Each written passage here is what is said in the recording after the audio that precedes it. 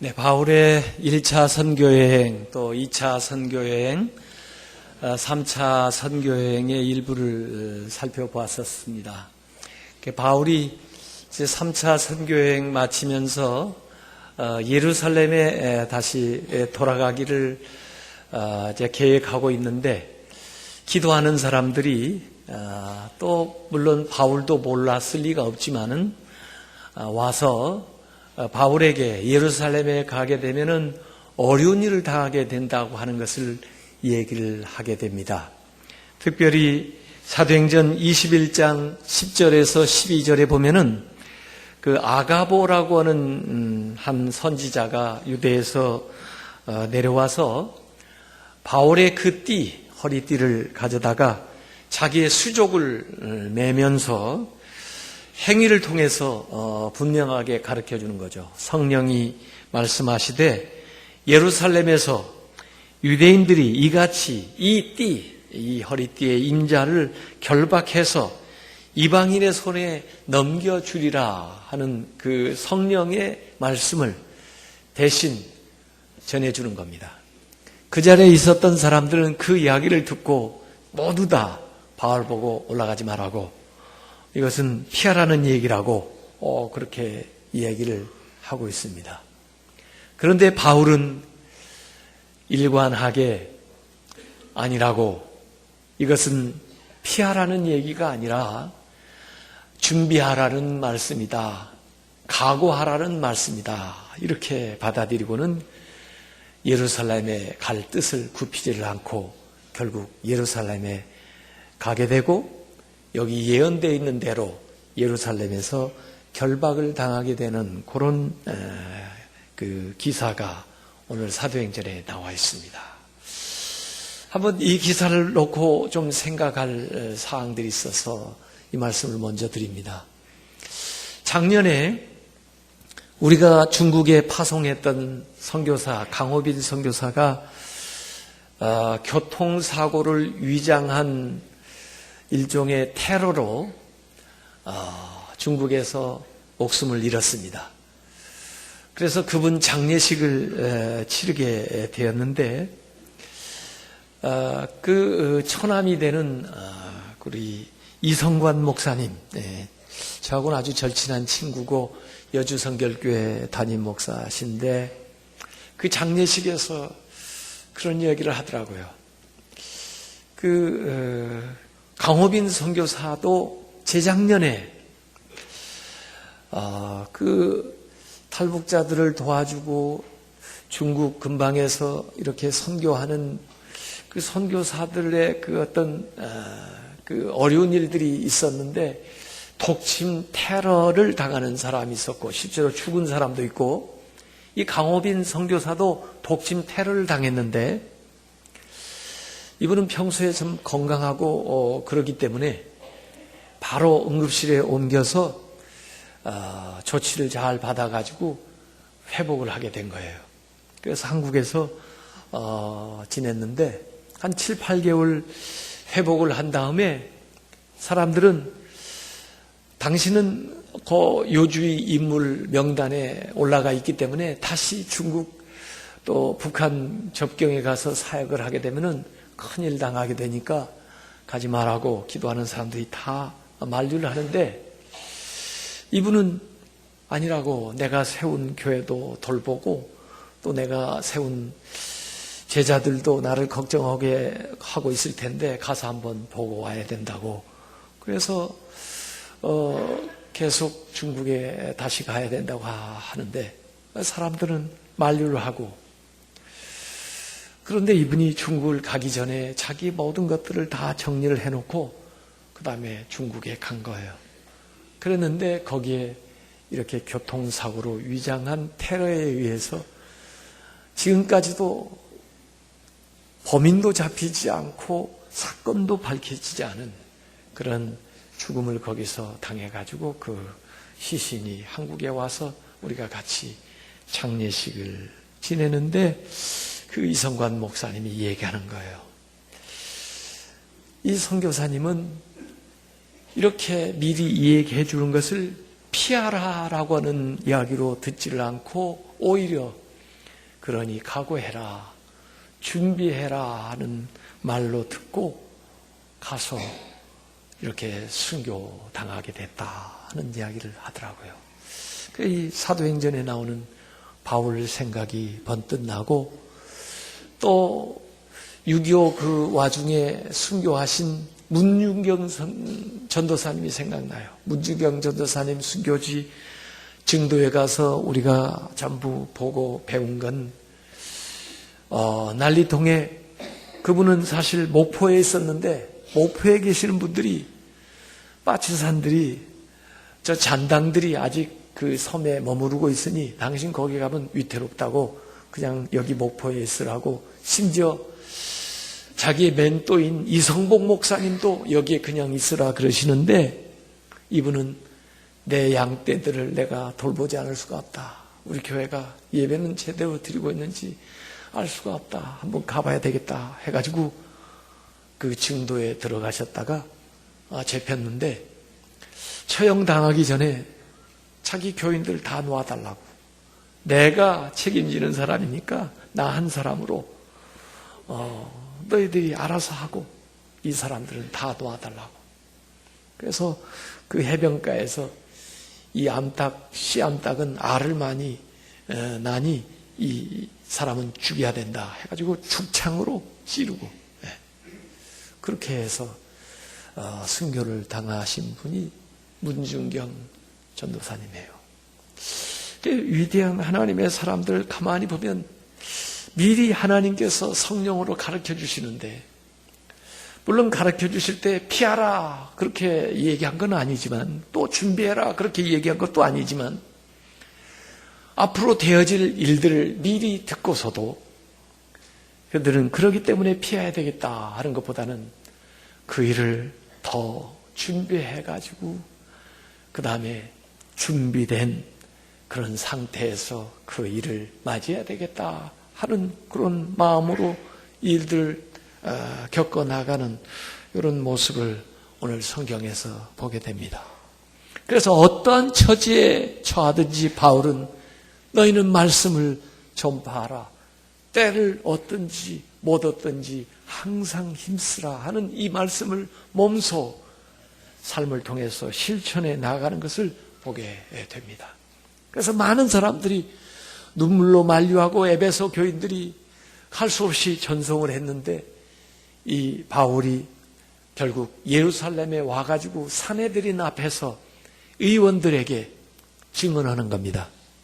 내가 증언하는 것은 하늘나라에 대한 것이고, 내가 증언하는 것은 여러분들이 잘 아는 모세 그리고 율법 선지자가 예언한 바 예수 그리스도에 대한 이 복음을 증거하는 것이라고 담대하게 바울은 얘기했습니다.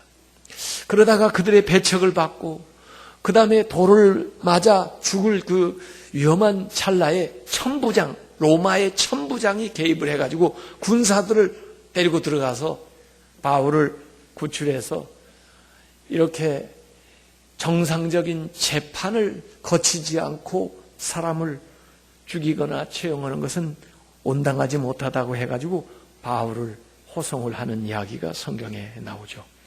유대인들은 40명이나 결사대를 조직해가지고 바울을 죽이기 전에는 먹지도 않겠다고 40명이 결단하고 바울이 지나가는 길목을 지키고 있다고 하는 첩보를 듣고는 이 천부장이 로마 병사를 동원하는데 보니까 보병 200명, 기병 70명, 창을 든 창병 200명, 토탈 470명의 로마 군사를 동원해가지고 바울을 호위해서 예루살렘에서 총독의 재판정이 있는 가이사랴까지 바울을 후송하는 이야기가 거기에 나옵니다. 그래서 결국 펠릭스 총독 앞에 바울이 섰는데 예루살렘으로부터 대제사장과 또 법률 전문가들 유대인들이 찾아 내려와가지고 바울을 고소하는데, 이 더둘로라고 하는 변호사가 바울에 대해서 고소하는 게 참 세 가지로 고소를 하는데, 바울을 칭해서 뭐라고 얘기하냐면 이 사람은 전염병 같은 사람이라 그럽니다. 전염병을 옮기는 아주 그 모체가 된다고 하면 얼마나 무서워요. 전염병 퍼뜨리는 사람이라고. 그러면서 이 사람이 가는 곳마다 유대인들 사회에서 소란을 일으키는 아주 요주의 인물이라고. 그러면서 이 사람은 나사렛 예수 그 이단의 우두머리라고 그렇게 하면서 고소를 합니다. 그 와중에도 펠릭스는 어떻게 바울이나 그 주변 사람을 통해서 뇌물을 좀 받아보려고 이 재판을 질질 끄시면서 2년 동안 그 가이사라 헤롯 궁에 있는 감옥에 바울이 갇혀 있으면서 재판을 받는 이야기가 여기에 나와 있습니다. 재판이 지리해지고 결론도 없고 결국 바울은 그 총독에게 이 얘기를 합니다. 내가 로마 시민권을 가지고 있는 사람이기 때문에 내 시민의 정당한 권리로서 나는 가이사 황제에게 재판받기를 원한다. 그러는 바람에 이제 바울은 가이사 황제가 있는 로마로 가게 되는 이야기가 거기에 펼쳐지죠. 나중에 그 펠릭스가 총독에서 해임이 되고 소환이 되고 그 대신 베스도라고 하는 총독으로 바뀌어가지고 왔는데 베스도가 부임하자마자 감옥에 갇혀 있는 바울을 보고 그 다음에 유대 잘 아는 아그리빠 왕, 그 다음에 또 베니게라고 하는 사람 데려다가 같이 또 한번 신문을 하는데 바울이 똑같이 죄수의 몸으로 있다 할지라도 그들에게 당당하게 예수 그리스도의 복음을 증언하는 거예요. 그러니까 이 세 사람이 바울에게 이 얘기하는 겁니다. 바울아, 네가 미쳤구나. 너의 많은 학문이 너를 미치게 했구나. 너가 어쩜 그렇게 공부도 많이 하고 부족할 것이 없는 사람인데 왜 굳이 이렇게 계속해서 고집하면서 이런 얘기를 하니 아마 답답해서 이 얘기했을 거예요. 너 좀 미쳤구나. 그 말만 철회하면 너 여기 당장의 자유인이 될 텐데 뭐 때문에 이러니? 어때요 여러분? 예수 믿으면서 다른 사람이 여러분을 보고 미쳤다고 이 얘기하는 거 들어보셨습니까? 당신 미쳤군요. 들어보셨습니까? 저는 좀 들어봤습니다. 저는 제 아버지한테 들어봤습니다. 너 이놈 미쳤구나. 너 제정신이 아주구나. 어떻게 그렇게 교회를 다니고 어떻게 예수를 믿는다고 그러고 아니 더구나 목사가 된다고 그러니 야, 참 내가 너를 잘못 키웠구나. 너는 미쳤구나. 이 바울이 들은 얘기예요. 그러니까 누가 여러분 보고 당신 미쳤어 그러면 그게 아주 칭찬인 줄 아시기 바랍니다. 우리가 예수 믿는 건 정말 제정신이 아닙니다. 주일에 교회 나오는 게 제정신이 아닙니다. 그 좋은 건 놔두고 왜 여기 와서 이렇게 시간을 보내면서 더구나 세상 사람들 좋아하는 그 물질을 갖다 바치면서 그 시간을 들여가면서 이렇게 앉아 계십니까? 제정신들이 아니십니다, 여러분들이 지금. 네가 뭘 몰라서도 아니고 그렇게 학문이 높은데 그렇게 존경할 만한 지위에 있는데 그럼에도 불구하고 예수를 믿는다니 이게 참 이해가 안 되는 거예요. 예수 안 믿는 사람은 이해가 안 되는 거예요. 우리가 그렇게 신앙생활을 해야 돼요. 예수 안 믿는 사람이 우리를 봤을 때 이해가 안 될 정도로 저 사람이 부족한 것이 없는 사람인데 어쩜 저 사람이 예수를 믿어 교회를 다니냐고. 이 사람들이 아무리 찾아도 2년 동안 고발을 당했어도 바울을 책잡을 게 아무것도 없어요. 그래서 이분들이 낸 결론은 그 로마에 항소만 안 했으면은 우리가 그냥 놔줘도 되는 걸 죄가 없는데 그래도 로마에 상소를 황제 앞에 했으니 우리가 너를 보내는데 그러면서 로마 백부장 병사를 거기 따내가지고 그 다음에 바울을 보내게 되는 거예요. 원래 바울은 로마를 가기를 그렇게 원했습니다. 그러지만은 갈 수가 없었어요. 그래서 로마서 15장 22절 24절에 보면 로마에 가지 못하면서 편지를 썼을 때 바울이 그랬습니다. 또한 내가 너희에게 가려던 것들이 여러 번 막혔더니 이제는 이 지방에 일할 것도 없고 또 여러 해 전부터 언제든지 서바나로 갈 때, 서바나는 스페인입니다. 서바나 로마까지만 가는 게 아니고 로마 찍고 서바나까지 가려고 바울은 원래 생각을 했어요. 서바나로 갈 때 너희에게 가기를 바라고 있었으니 이는 지나가는 길에 너희를 보고 먼저 너희와 사귐으로 얼마간 기쁨을 가진 후에 너희가 그리로 보내주기를 바람이라 하고는 바울의 선교적인 비전은 로마와 서바나 그 스페인까지 생각을 하고 있었는데 결국 이렇게 죄수의 몸으로 포박을 당해가지고 호송을 당하는 처지로서 로마를 향해서 출발하게 되는 것이 사도행전 27장 얘기입니다. 그래서 사도행전 27장과 28장은 바울의 1, 2차 선교 여행이 끝나고 이제는 죄수의 몸으로 가이사랴에서부터 로마에 가는 그 여정이 기록되어 있는데 여러분이 이 성경을 쭉 읽어보면 누가는 참으로 탁월한 기술가예요. 저술가이고요. 재판 기록도 너무너무 자세하게 잘 기록해서 이 재판 일반 법정에서 연구하는 사람들이 사료로 이 누가복음에 이 사도행전에 나오는 누가의 기록을 연구할 정도예요. 더구나 항해 일지는 그 지중해 연안을 여행하는 사람들이 이 사도행전을 보면서 여기에 기록되어 있는 이 누가의 기록이 얼마나 정확하게 지명들과 이 지역의 특성과 기후와 이 모든 변화를 정말 상세하게 기록하고 있다고 하는 것을 이 항해 일지를 통해서 보고 깜짝 놀랍니다. 옛날에 말이에요. 1세기에 2세기에 어쩜 이런 기록을 남길 수가 있나. 그러니까 한번 여러분이 읽어보세요. 아주 박진감 넘치게 그 항해 일지를 기록을 해놓고 있습니다. 그래서 사도행전 27장 1절에 보면 우리가 배를 타고 바울만 간 게 아니고 많은 사람 큰 배에 탔는데 특별히 바울과 동행해 주는 사람도 있어요. 죄수의 몸으로 가는데 같이 따라간다는 것도 대단한 거예요. 우선 누가가 따라가면서 이걸 모두 기록했고요. 그 다음에 차원에서 따라간 사람이 데살로니가 사람 아디스다고라고 하는 사람이 따라갔습니다. 자기는 죄인도 아닌데 그 조건으로 내려가서 내가 바울 수종 드는 사람이요. 나는 바울의 동행자요. 그러고는 따라간 거죠. 그리고는 다른 사람들도 같이 배를 타고 이탈리아에 가기로 작정되며, 이탈리아 그 로마입니다. 작정되며 바울과 다른 죄수 몇 사람을 아우구스대의 로마 병의 백부장 율리오란 사람에게 맡기고 율리오라고 하는 백부장이 인솔해서 데리고 가는 겁니다.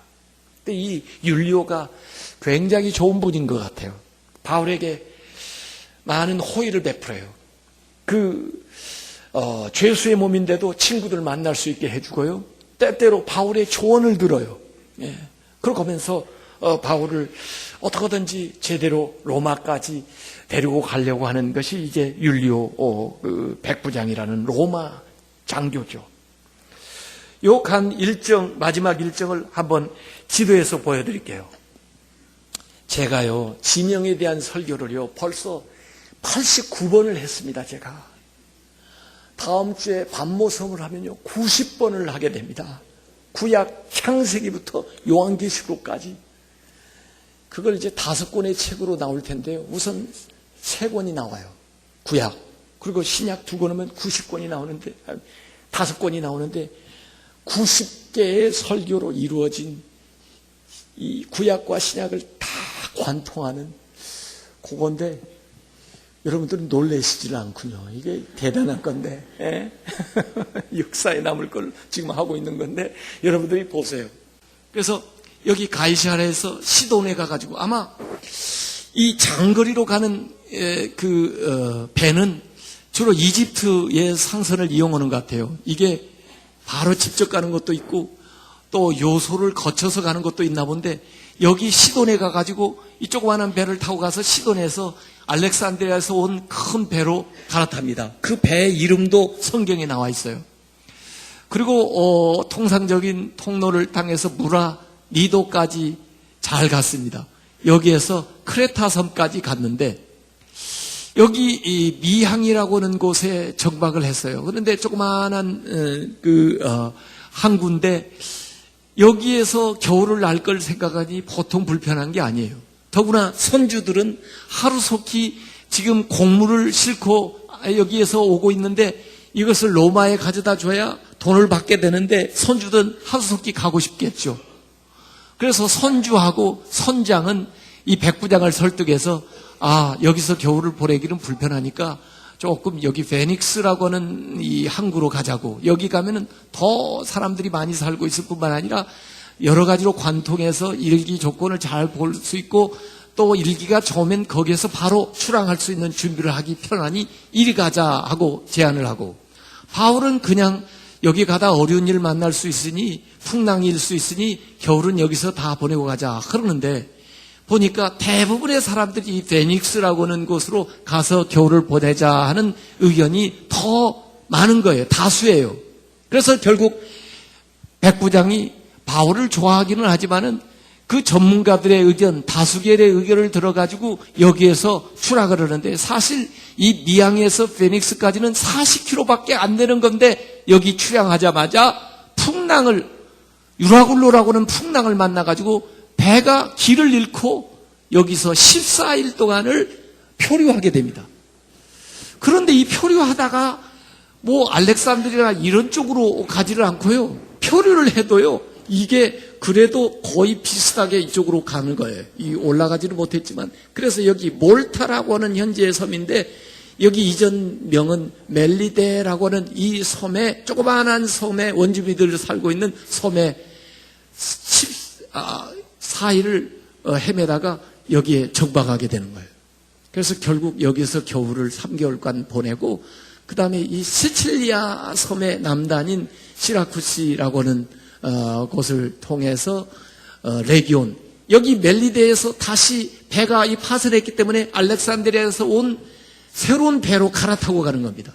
그래서 레기온에서 보디올로 들어가는데 여기는 지금 말하는 이태리의 나폴리라고 하는 항구예요. 나폴리를 통해서 결국 아비오 광장과 트레이스 이쪽 거쳐가지고 육로길로 해가지고 로마로 가게 되는 거. 이게 바울의 마지막 여정이고 사도행전 27장과 28장에 나와 있는 겁니다. 그래서 그 지명들을 여러분이 살펴보면서 이 지도를 제대로 봐가면서 읽어야 이게 입체적으로 되는 거고, 요사이도 이 길을 따라서 항해를 해보면서 성경과 대조해 보는데 너무나 정확하게 누가가 그 항해 일지를 잘 써놨다고 하는 얘기입니다. 여러분, 여기 처음에 항해를 잘 하다가 미항에서 의견이 대두됐을 때 이 백부장은 바울의 말을 듣지 않고 이 선주와 선장의 말을 더 들었다 하는 것이 사도행전 27장 11절에 나와요. 백부장이 선장과 선주의 말을 바울의 말보다 더 믿더라 그랬어요. 이 말을 읽을 때 앞으로 나올 일들을 여러분이 몰랐다 할지라도 마음이 편해요, 불편해요? 마음이 편해요? 마음이 불편합니다. 물론 선장이 베테랑이죠. 배에 대해서 선장만큼 잘하는 사람 어디 있어요? 선장이 전적인 책임을 지는 사람인데. 물론 선주, 자기의 재산이 거기에 달려있는데 이 사람만큼 책임지고 판단할 사람이 없어요. 거기에 비하면 바울은 천막 지어 팔던 사람이고 학자는 될 줄 몰라도 이 사람이 항해에 대해서 뭘 알아요? 전도자로서 배를 좀 많이 타보기는 했지만은 그래도 이 분야에 대해서는 전문가라는 사람들이 지금 얘기하고 나름대로 합리적인 의견을 제시하고 그리고 대다수의 사람들이 이 의견이 좋다고 하는데 백부장이 아무리 호의적으로 바울을 대한다고 해서 이 결정을 내릴 때 바울의 의견을 듣겠어요? 민주적이고 합리적이고 이성적이고 많은 사람들의 경험에 의해서 나온 말을 더 들어야 마땅하죠. 그런데 성경은 이 말을 이렇게 기록하고 있는 거예요. 그런데 그 말을 읽을 때 우리 마음이 왠지 불안한 거예요. 왜 그러죠? 여러분, 이 세상에 사람의 경험과 사람의 의견과 사람의 능력만 가지고 살 수 있는 게 아니에요. 그렇게 살았다면요, 우리가 여기에 나올 이유가 없는 거예요. 이 세상을 살 때 우리가 하나님의 의견을 듣고 살아야 돼요. 그 하나님의 의견이 혹은 우리의 경험과 우리의 지식과 대다수의 의견과 다르다 할지라도 하나님이 말씀하시면 하나님 말씀대로 살아야 되는 거예요. 그래서 혹시 바울이 지금 하나님 말씀 받아가지고 이 얘기하는 게 아닌가? 그럼에도 불구하고 저 사람들이 자기들의 경험 때문에, 자기들의 이성적인 것 때문에, 자기들의 이익 때문에 바울의 의견을 무시하는 거 아닌가 하는 생각이 우리에게 번뜩 들기 때문에 불안한 거예요. 그렇습니다. 아무리 비전문가래 할지라도 하나님의 말씀에 귀를 기울여야 하고, 더구나 이게 하나님의 말씀이라면 우리의 경험과 우리의 지식을 다 내려놓고 하나님 말씀 따라야 됩니다. 그렇지 않으면 공경에 처하는 거죠. 그렇지 않으면 어마어마한 그 손실을 겪게 되는 겁니다. 결국 이들이 이렇게 지냈기 때문에 여러분이 생각한 것과 같이 성경에는 어마어마한 고난을 여기서 겪는 거예요. 바울이 1차 3차 선교 여행을 하면서도 바다의 위험을 많이 겪고 파선하는 위협도 많이 겪었지만은 그것보다 더 엄청난 일을 여기 바다에서 겪게 되는 겁니다. 유라굴로라는 광풍이 일어나가지고 처음에는 잘 항해하는 줄 했어요. 그래서 야, 우리 말 듣기 잘했지, 잘 왔지, 바울 말 듣고 괜히 안 왔으면 손해 날 뻔하셨잖아. 그랬는데 얼마간 가다가 광풍이 일기 시작하는데 그 다음에 뱃길을 잊어버리고 앞길도 보이지 않고 그 다음에 배 바람을 이용해서 가던 모든 도구들이 다 절단나고 그 다음에 배는 사방으로 그냥 방향 없이 표류하게 되고 그 안에 있던 사람들은 그냥 뒹굴고 그 다음에 배를 가볍게 하기 위해서 모든 그 교회 이 배 안에 있던 기물들 갖다 버리고 곡물까지 버려두고 어떻게 목숨만이라도 살아보려고 사투를 벌이는 그 광경이 거기에 쫙 나와 있습니다. 결국 사도행전 27장 20절에 보니까 여러 날 동안 해도 별도 보이지 아니하고 큰 광풍이 그대로 있음에 사라질지를 몰라요. 지나가지를 않아요. 구원의 여망마저 없어졌더라. 이제는 다 죽었다. 이제는 완전히 포기 상태에 빠져 들어간 겁니다. 그때 기도하는 사람 바울에게 하나님의 사자가 나타나서 이 얘기를 해줘요. 그래서 바울이 사람들을 모아놓고 이 얘기하는 것이 22절부터 25절까지 나옵니다. 내가 너희를 권하노니 이제는 안심하라. 너희 중에 아무도 생명에는 아무런 손상이 없겠고 오직 이 배뿐이라. 내가 속한 바 곧 내가 섬기는 하나님의 사자가 어제 밤에 내 곁에 서서 말하되 바울아 두려워하지 말라. 네가 가이사 앞에 서야 하겠고 또 하나님께서 너와 함께 항해하는 자를 다 너에게 주셨다 하였으니 그러므로 여러분이 안심하라. 나는 내게 말씀하신 그대로 되리라고 하나님을 믿노라. 우리가 재산적으로 손실나고 결국 이 배도 파손되겠지만은 그러나 어젯밤에 하나님께서 나에게 분명히 말씀하신 것은 지금 이 풍랑이 그대로 있지만은 내가 살아서 가이사 앞에 서게 된다고 분명히 말씀하셨다. 나뿐만 아니라 여기 배에 타 있는 모든 사람을 나에게 하나님이 붙여주셨다 하셨으니 안심해라. 하나님의 말씀대로 될 것이다. 바울이 얘기하는 겁니다. 신자는요, 위기의 순간에 빛나는 겁니다. 우리의 믿음은요, 어려울 때 빛을 발하는 거예요. 위기의 순간에 등장하는 사람이 지도자입니다. 바울은 비록 결박되어 가고 있지만 결국 이 상황을 주도하고 인도해 나가는 사람이 누군가 보니까 바울이에요. 그래서 나중에 백부장은 바울이 시키는 대로 하는 겁니다. 무슨 일이 있으면 바울에게 물어보는 것입니다. 왜? 바울이 비록 주 예수의 몸이지만 그런 하나님이 함께 해주시고 그런 사명자의 삶을 살아가고 있기 때문에 그래요. 사명자는 사명을 마치기까지 절대 죽지 않습니다. 하나님께서 내가 가이사 앞에 쓴다는 거예요. 로마에 있는 그 가이사 앞에 가게 된다는 거예요. 그 바울 때문에, 그 사명을 감당하는 바울 때문에 그 배에 타고 있는 사람들이 구출받는데 그 숫자가 자그만치 276명이에요. 그 당시에 276명을 화물과 함께 태울 수 있는 배라면 거대한 배입니다. 거대한 배예요. 보통 배가 아니에요. 이게 지금 로마까지 가는 알렉산드리아에서 엄청난 길을 항해하는 배인데 말이에요. 예? 이 276명이라고 하는 사람이 바울 때문에 구원받는 것입니다. 여러분 때문에 여러분의 가정이 구원을 받으시기 바랍니다. 여러분 때문에 여러분의 직장이 잘 되시길 바랍니다. 여러분 때문에 대한민국이 잘 되시길 주님의 이름으로 축원합니다. 나 때문에, 내가 사명을 감당하기 때문에, 내가 하나님이 지켜주시기 때문에, 하나님이 나와 함께 하시기 때문에 이 배는 안전하다. 그런 믿음을 가지시기 바랍니다. 여러분이 비행기를 타기 때문에 그 비행기가 안전할 거예요. 사람들은 모를지 모르지만은. 요셉 같은 사람이에요, 이 바울이.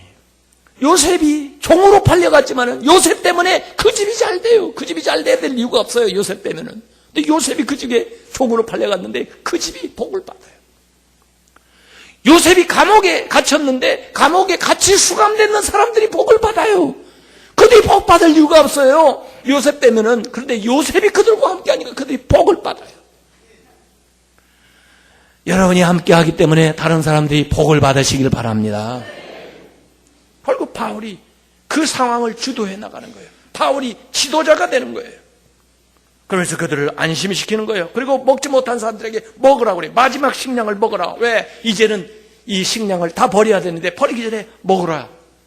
그리고 이 배가 파손되지만은, 그렇지만 우리가 어느 일종한 것에 정박되게 될 거라 해가지고 그 다음에 그 배가 싣고 있던 이제 조그만한 배들 또 부유물들 이런 걸 가지고 이제 내리게 되는데 결국 그 밀레데라고 하는 섬에 도달하게 돼요. 처음에는 그 섬이 어떤 섬인지도 몰랐어요. 조그마한 섬이에요. 지금도 가보면 아주 조그마한 섬에 몰타라고 하는 섬인데 거기에 휩쓸려 가가지고 내려보니까 276명, 배는 다 파손되고 그 다음에 거기에 실었던 모든 화물은 다 없어졌는데 사람들은 276명이 다 무사하게 그 섬에 내리게 된 겁니다. 그런데 그 섬에 있던 그 추장, 그 원주민들이 나와가지고 파손된 사람들을 맞이해주면서 음식을 대접하고 그 다음에 물에 다 젖어 있으니까 불을 붙여가지고 불을 떼는데 바울도 가서 장작더미를 가지고 불을 가져다가 던지는데 그 장작더미에서 맹독을 가지고 있는 독사가 아마 동면하다가 깨어나가지고 그냥 바울 손을 꽉 물어버렸네요. 이걸 사람들이 다 봤어요.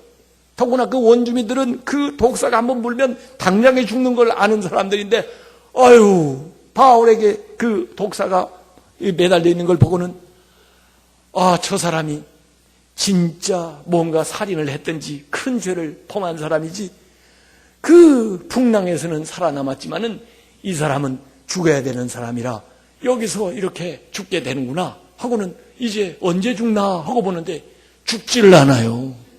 붙지도 않아요. 그러니까 이 사람들이 살인자라고 생각했다가는 이제는 완전히 마음이 바뀌어가지고 이는 신이다, 신. 왜가 우리 독사를 신적인 존재로 섬겼는데 그게 물어도 안 죽으니 이게 신이다 해가지고는 신적으로 받드는 거예요.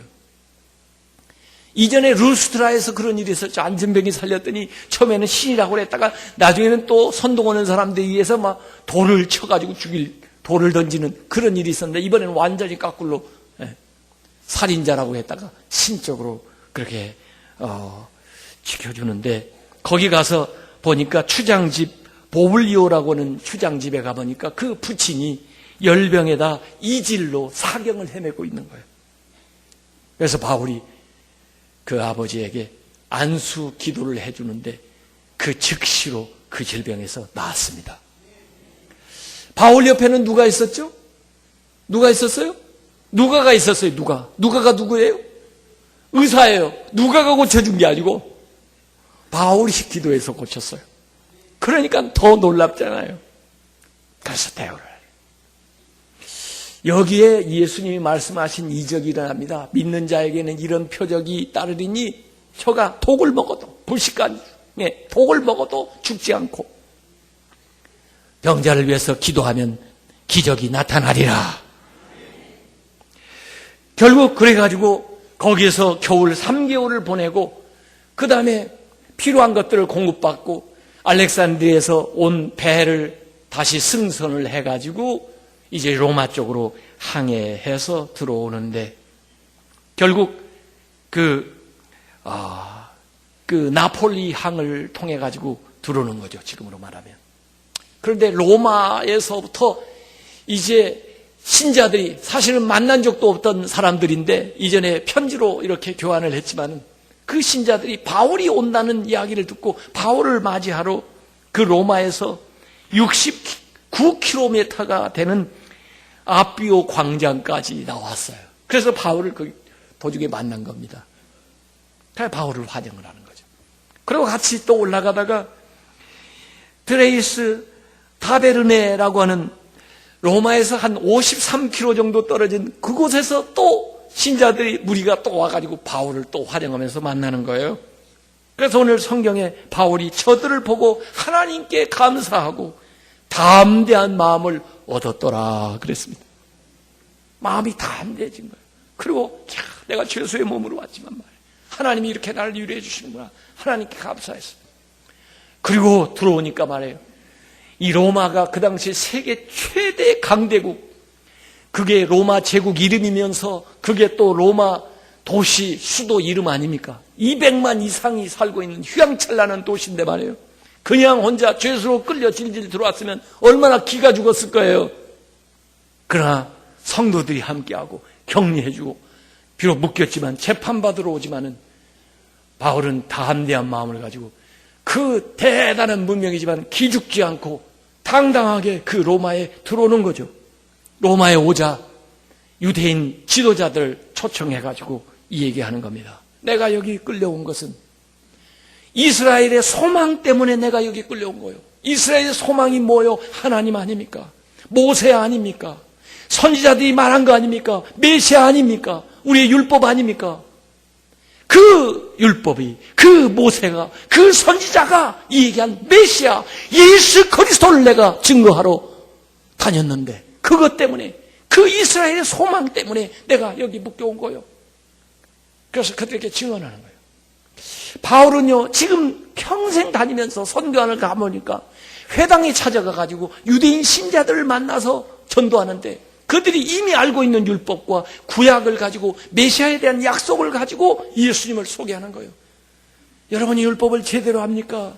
여러분이 메시아에 대한 것을 제대로 알고 있습니까? 선지자가 말한 것을 제대로 이해하고 있습니까? 그것을 여러분이 안다면 예수님을 알아야만 되는 거예요. 예수님을 가르치기 때문에 그렇게 삽니다. 제가 지지난주에 말레이시아에 갔는데 말레이시아에서 모슬렘에서 기독교로 개종하면서 집에서 미쳤다고 쫓겨난 사람이 있어요. 그 사람이 신학 공부를 하고 다시 모슬렘권 선교를 위해서 자기 마을로 돌아간 사람이 있어요. 그분을 모셔다가 강의를 들었어요. 어떻게 전도를 하느냐 물어보니까 모슬렘권은 전도한다 내세우고 들어가면 벌써 배척부터 받습니다. 기독교 교회 세운다 하고 들어오면 네덜란드나 또 저기 과거의 식민지 세력처럼 그렇게 반발에 부딪힙니다. 그러니까 자기가 하는 방식은 가서 쿠란, 모슬렘 경전 여러분 제대로 하십니까? 거기에서 선지자라고 메시아를 얘기하고 그랬는데 예수에 대해서 좀 알고 있습니까? 쿠란에도 예수에 대해서 얘기했는데 모르십니까? 여러분 쿠란을 제대로 알아야 됩니다. 그 모슬렘 사람들에게 얘기하는 거예요. 그런데 그 쿠란은 예수에 대해서 가르치고 있습니다. 예수가 어디에 나오는지 아닙니까? 성경에 나옵니다. 성경을 읽어봐야 알죠. 그래서 자연스럽게 예수님을 전해주는 거예요. 기독교로 개종을 해라, 교회를 세우라 그런 말 하지 않고 우선 예수님을 그들이 알고 있는 그 전 이해를 동원해가지고 예수님을 소개해 주니까 사람들이 오, 그렇구나. 쿠란을 제대로 읽은 사람은 성경을 읽어야 되겠구나. 예수를 만나야 되겠구나. 그래서 한 사람씩 돌아오기 시작해서 가정에서 예배 초소를 만들어가지고 예배를 드리면서 전도를 하고 있다는 거예요. 야, 그거 들으니까 정말 바울이 지금 유대인들, 유대교에 쩔어 있는 사람들에게 이 선교했던 방식하고 너무나 똑같은 거예요. 물론 모두 다 받아들이는 건 아니죠. 배척하는 사람도 있고. 이스라엘의 소망, 이것이 세상의 소망이 된 걸 믿으시길 바랍니다. 이걸 전하는 거예요. 그래서 오늘 마지막 바울의 행정은 사도행전 28장 마지막 대목 30절, 31절에 이렇게 기록되어 있습니다. 바울이 온 이태를 2년 동안을 자기의 셋집에 머물면서, 바울은 비교적 자유로운 생활을 할 수 있게 했나 봐요. 집을 하나 정해가지고 거기에 가택연금을 시키고 재판을 받는 거죠. 병사, 로마 병은 거기 하나 딱 지키고 있고 그 집 안에서만 밖으로 나가지 못하게 하고 그 셋집에 머무른 거예요. 그래서 자기 셋집에 2년 동안 머물면서 자기에게 오는 사람을 다 영접하고 하나님의 나라를 전파하며 주 예수 그리스도에 관한 모든 것을 담대하게 거침없이 가르치더라. 이것이 사도행전의 끝이에요. 여러분, 사도행전은 원래 데오빌로 각하에게 보내는 편지식의 글이었어요. 편지라면 마지막 할 때 안녕히 계십시오 그러든지, 누구누구에게 문안합니다, 안부 전해주시오 하고 끝날 텐데, 여기는 그런 형식의 끝이 아니에요. 복음을 담대히 전하더라. 사실 누가는 바울이 나중에 순교한 것도 알 거예요. 그러나 그걸 죽었다 이렇게 죽음으로 끝내지를 않고 사역으로 얘기하는 거예요. 바울이 죽었다고 사역이 끝납니까? 전도 사역은 계속돼야 되고, 바로 바울이 꿈꾸던 대로 하나님이 주신 사명대로 이 로마에 와서 자유롭지 못한 상태에 있었지만은 하나님의 복음은 아무 장애 없이 능력을 가지고 복음의 그 힘이 강력하게 전파되었다는 거예요. 오픈 엔딩에 열린 결말을 해주는 거예요. 마치 복음서도 예수님의 십자가로 끝나지 않고 예수님께서 부활하신 다음에 제자들에게 사명을 주시는 것으로 열린 결말로 나아가듯이, 사도들의 역사도 그들의 죽음으로 끝나는 것이 아니라 그들의 사역이 계속해서 확장되고 그들이 우리에게서 연속적으로 나타나야 되는 것으로 이렇게 마무리를 하고 있는 거죠. 이곳에 2년 있으면서 바울은 옥중 서신을 집필합니다. 빌립보서, 예배소서, 골로새서, 필레몬서를 써서 자기가 가지 못하지만 자기가 세운 교회들에게 그들의 문제에 대해서 그들에게 전해야 될 말씀들을 간절하게 전해줘요.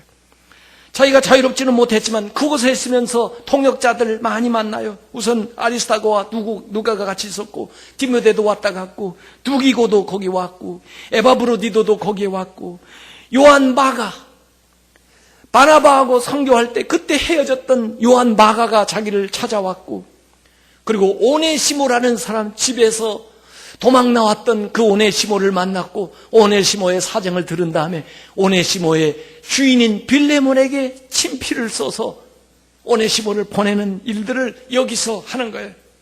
개인적인 서간도 써요. 디도서, 디도에게 편지를 쓰고, 그리고 자기의 사랑하는 아들 디모데에게 디모데 전서, 디모데 후서를 마지막으로 그가 거기서 편지를 썼습니다. 그래서 그가 순교하기 전에 디모데에게 쓴 마지막 편지, 디모데후서 4장 6절 8절에 보면은, 전제와 같이 내가 벌써 부어지고 나의 떠날 기약이 가까웠도다. 나는 선한 싸움을 싸우고 나의 달려갈 길을 마치고 믿음을 지켰으니 이제후로는 나를 위하여 의의 면류관이 예비되었으므로 주 곧 의로우신 재판장이 그날에 내게 주실 거라. 내게만 아니라 주의 나타나심을 사모하는 모든 자에게로라. 결국 이때 로마는 네로가 황제할 때인데 기독교인들을 박해하고 자기가 불을 질러놓고는 기독교인들에게 그 방화 책임을 뒤집어 씌워가지고 기독교인들을 잡아가서 그 사자밥이 되게 하고, 그리고 로마 경기장 콜로세움에서 기독교인들을 죽이는데, 베드로는 그때 거기를 모면해가지고 밖으로 빠져나가려고 그랬는데 주님께서 그 길에 나타나셔가지고 베드로에게 보이시니까 베드로가 쿠아바디스 도미네, 주님 어디로 가십니까? 네가 외면한 십자가를 내가 다시 지러 간다. 주님 그리 마옵소서, 제가 가겠습니다. 그래서 그 위치에서 돌아서 가지고 베드로가 돌아와요. 거기에 코바디스 기념교회가 세워졌습니다. 로마에 가보면. 그리고 베드로가 원형 경기장에서 처형당하는, 그러면서 그 울부짖는 교인들에게 나타나서 내가 여기 왔다. 나도 같이 너희들과 함께 하겠다. 내가 죽더라도 예수님처럼 어떻게 십자가에 달릴 수 있니? 나같이 부족한 사람이, 나는 죽되 십자가에 거꾸로 매달려 죽겠다. 그래서 베드로는 거기 거꾸로 매달려서 로마 그 콜로세움 경기장에서 순교합니다. 같은 날 같은 시각에 바울은, 이때가 67년 6월 29일이에요. 바울은 감옥에 갇혀 있다가 바울은 로마 시민권을 가지기 때문에 그 콜로세움에 가서 처형을 당하지 않았지만 감옥에서 끌려 나와가지고 채찍을 맞고 그 다음에 기둥에 목을 대고 칼로 목을 쳐서 바울은 거기서 참수를 당한 거죠. 하늘 계단 교회 가면은 바울과 베드로가 갇혔던 감옥이 있고, 그 다음에 그 베드로의 목이 떨어지면서 목이 3번 굴러가면서 피를 토했는데 거기에 물이, 샘이 솟아 올라왔다 해서 새 분수 교회가 있어요. 그래서 몇 년 전에 제가 로마에 갔을 때 그 산 피에트로 인 빈콜리 성당에 가봤는데, 거기 가보니까 바울과 베드로가 수감되었던 그런 장소가 있고, 바울이 목베임을 당할 때 있었던 대리석 돌 기둥이 있고, 거기에 가면 또 베드로의 그 사슬, 베드로가 매여있던 쇠사슬이 전시되어 있어요. 쇠사슬을 사진 찍어가지고 왔는데, 거기에는 유명한 미켈란젤로의 모세상도 옆에 있는 그런 곳입니다. 제가 몇 주 전에 미국에 갔을 때, 미국에 갈 때마다 항상 그 메트로폴리탄 뮤지엄에 한 번씩 가서 작품이 너무 많으니까 그럼 몇 날 며칠 봐야 되거든요. 이번에 가서 보다가, 이전부터 아마 있었을 텐데 이번에 가서 처음 본 작품이 있어요. 만프레디라고 하는 사람이, 만프레디라는 사람이 그린 그림인데, 이 만프레디라고 하는 사람은 지오바니의 영향을 많이 받은 이태리 화가인데, 이 사람이 이 베드로와 바울을 딱 그려놨어요. 이걸 어디 인터넷에도 찾을 수가 없어서 그냥 제가 휴대폰으로 찍은 것을 이렇게 보여드리는데, 베드로는 열쇠를 가지고 있죠.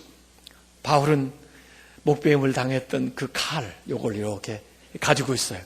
이 두 거장이 결국 로마에서 만났고 같은 날에 주를 위해서 목숨을 바치는 겁니다. 베드로는 베드로식으로 주님을 증거하다가 마지막을 마쳤고, 바울은 바울식으로 주님을 증언하다가 결국 거기에서 최후를 마친 거죠. 그래서 로마에 가면 물론 베드로 성당이 있어서 베드로가 유명하지만 거기에 가면 바울의 흔적도 많이 남아있어요. 이들이 순교한 지 250년이 지난 다음에 로마는 기독교를 공인하게 됩니다. 그리고 결국 기독교를 로마의 국교로 제정을 하게 되는 거죠. 이렇게 시달리고, 이렇게 형편없이, 이렇게 고난을 당하면서 그곳에 가서 죽임을 당했던 이들이 결국 로마를 정복하고 기독교가 세계에 전파되는 귀한 분기점을 만든 위대한 역사가 사도들의 발자취요, 제자들의 발걸음이었습니다. 오늘 우리에게 같은 사명을 주님께서 주셨습니다. 이 예수 그리스도는 이스라엘의 소망뿐만 아니라 온 인류의 소망입니다. 우리가 전해야 될 분은 예수 그리스도, 우리가 증거해야 될 것은 하나님의 나라입니다. 이 사명을 감당하기 위해서 믿음으로 담대하게 충성스럽게 나아가는 귀한 성도들이 다 되시기를 주님의 이름으로 축원합니다.